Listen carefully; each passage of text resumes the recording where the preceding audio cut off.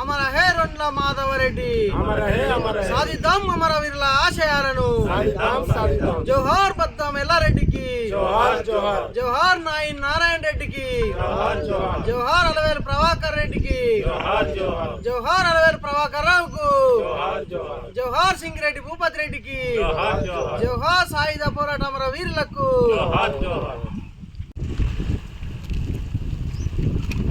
నాడు నిజాం ప్రభుత్వానికి వ్యతిరేకంగా, దోపిడీ పీడనలకు వ్యతిరేకంగా సాయుధ పోరాటంలో అమరులైనటువంటి రేపాక గ్రామానికి చెందినటువంటి రొండ్ల మాధవరెడ్డి గారి స్తూప నిర్మాణం కోసం మరి ఈ యొక్క రేపాక నడి సెంటర్లో మరి ఇవాళ భూమిని పరిశీలన చేయడానికి వచ్చినటువంటి సందర్భంగా మరి అమరవీరుల స్తూప ఆవిష్కరణ ఉద్దేశించి కరపత్రాన్ని మరి ఇలా ఆవిష్కరించడం అనేటువంటిది జరుగుతున్నది.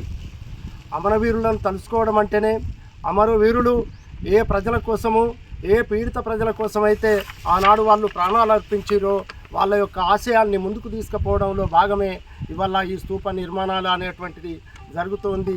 అందుకని ఈ యొక్క స్తూప నిర్మాణం చేసుకుంటున్నామంటేనే గత 1947 మార్చి 14న మహమ్మదాపూర్ గుట్టల్లో తుపాకీ తూటాలకు గురై బలైనటువంటి 12 మంది అమరవీరుల్లో మరి ఈ యొక్క మన మండలం ఇల్లంతకుంట మండలానికి సంబంధించిన వాళ్ళే దాదాపు 6 కామ్రేడ్స్ అక్కడ నేల కొరికిండ్రనేటువంటి సత్యాన్ని ఇక్కడి ప్రజలకు అర్థం చేయించడం కోసము, మరి అవగాహన కల్పించడం కోసము ఈ యొక్క స్తూపాల నిర్మాణం జరగాలని చెప్పి మరి పార్టీ నిర్ణయం మేరకు ఇక్కడ ఈ స్తూప నిర్మాణం కట్టాలని నిర్ణయించుకున్నాం.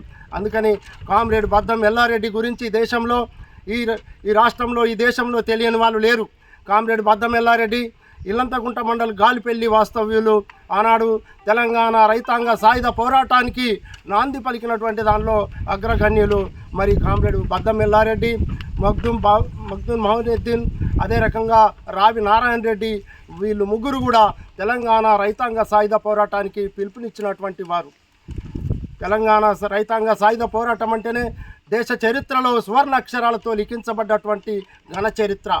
అందుకని ఇలాంటి ఘన చరిత్ర కలిగినటువంటి ఈ యొక్క అమరవీరుల త్యాగాలని మరొక 100 సంవత్సరాలు మరి ముందుకు తీసుకుపోయి మన వంతు కర్తవ్యంగా ఈ యొక్క అమరవీరుల త్యాగాలను స్మరిస్తూ వాళ్ళ జ్ఞాపకార్థం మరి వాళ్ళ ఊర్లలో ఈ యొక్క స్తూపాలను కట్టాలని భారత కమ్యూనిస్టు పార్టీ సిపిఐ మరి భావించింది. అందులో భాగంగానే రేపాకలో ఈరోజు మరి యొక్క భూమి పూజ కానీ కరపత్ర ఆవిష్కరణ కానీ జరిగింది. అందుకని మిత్రులారా, ప్రధానంగా ఇవాళ దేశాన్ని పాలిస్తున్నటువంటి హిందూ మతోన్మాదులు ఆర్ఎస్ఎస్ బీజేపీ వాళ్ళు ఇవాళ ప్రజల్నే ప్రధాన టార్గెట్గా చేసి ప్రశ్నించే వాళ్ళనే మరి వాళ్ళ గొంతు నిలుస్తున్నటువంటి పరిస్థితి. ఇవాళ కగార్ ఆపరేషన్తో ఆదివాసీలను మరి హననం చేసినటువంటి పరిస్థితి.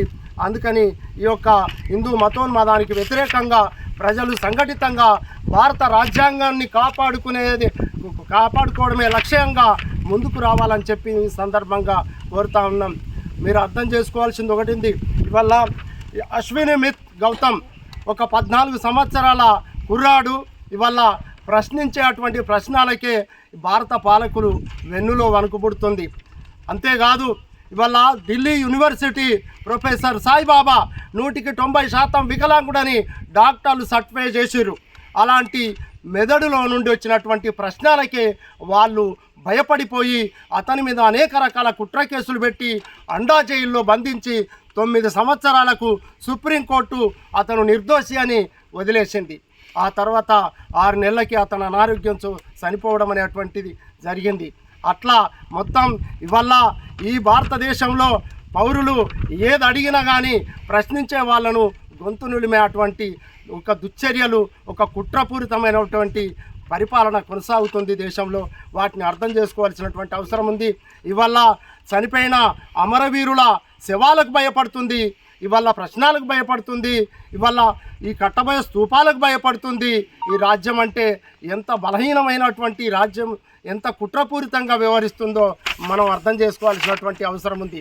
అందుకని ప్రజలారా, మొత్తం అమరవీరుల త్యాగాలని గుర్తు చేసుకుంటూ మరి ఆనాడు వాళ్ళు ఏ పీడన అణచివేత, దోపిడీ, వెట్టి చాకిరి, నైజాం నిరంకుశ పాలనను మెడలు వంచి ఆనాడు మరి దేశానికి, ఈ రాష్ట్రానికి, తెలంగాణకి విముక్తి కల్పించినటువంటి వాళ్ళ మార్గంలో అందరం ప్రయాణించాలని అటువైపుగా అమరవీరులను స్మరించుకుంటూ మరొక అడుగు మరి మీరందరూ కూడా భారత కమ్యూనిస్టు పార్టీ చేస్తున్నటువంటి ప్రజా పోరాటాల్లో ఈ రాజ్యం పాలిస్తున్న దానికి వ్యతిరేకంగా నిలబడి హిందూ మతోన్మాదానికి వ్యతిరేకంగా మరి ప్రశ్నించే అటువంటి గొంతులు మరింత ముందుకు రావాలని చెప్పి మొత్తంగా హిందూ మతోన్మాదాన్ని ఓడించడమే ప్రధాన లక్ష్యంగా పనిచేయాలని చెప్పి భారత కమ్యూనిస్టు పార్టీ సిపిఐ ప్రజలకు పిలుపునిస్తుంది.